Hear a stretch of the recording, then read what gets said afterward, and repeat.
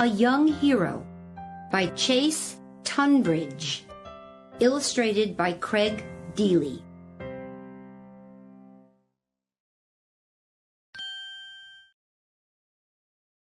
A young girl sits at a classroom desk.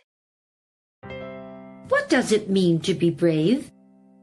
Most of the time, we think bravery is only for the heroes we see on TV or in the movies.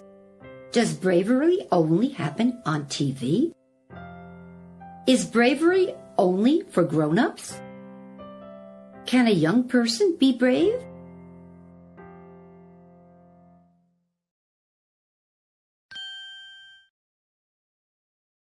The girl and her parents stand on an open field. This is the story of Ruby Bridges. Ruby was born in Mississippi. Her father worked on a farm. When Ruby was very young, her father lost his job. She and her family had to leave the farm and move to the city of New Orleans, Louisiana. Even though Ruby's parents worked very hard, her family didn't always have enough money for food.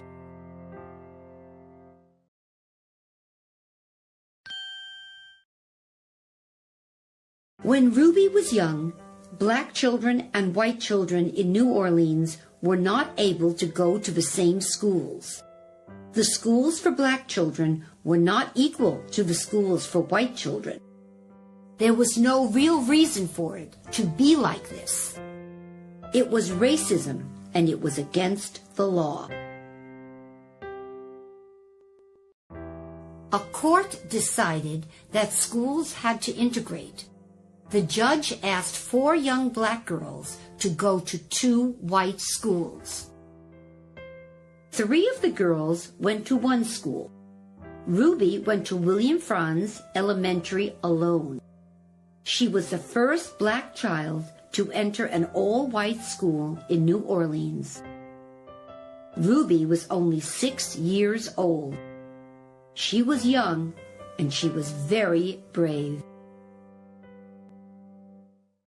Ruby enters the school with 2 grown-ups by her side.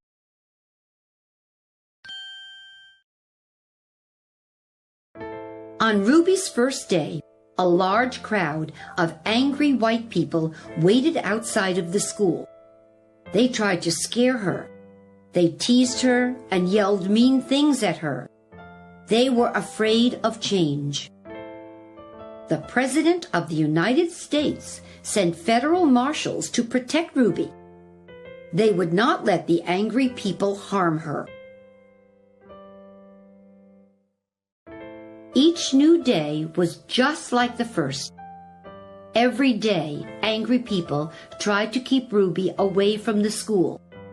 Every day, she came back. How do you think this made Ruby feel? How would you feel if it were you? If Ruby felt fear, she didn't show it. Ruby smiles calmly as the marshals guide her past a group of people.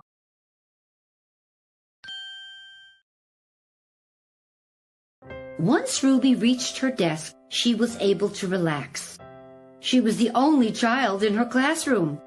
Most of the white people would not send their children to the school because Ruby was there. Ruby did not have anyone to play with. It was not safe for her to go outside for recess. The only other person in the classroom was her teacher, Mrs. Henry.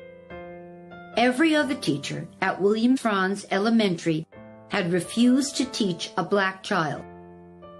Mrs. Henry had never seen such a brave person, young or old. She was happy to teach Ruby to read and write. Ruby sits at her desk with a pencil and paper. Mrs. Henry sits next to Ruby, helping her learn.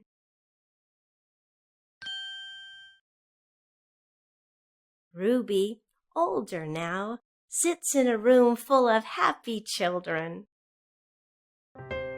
After a long while, the white people began to overcome racism and started sending their children to integrated schools. By the time Ruby went to second grade, classrooms had many children, black and white.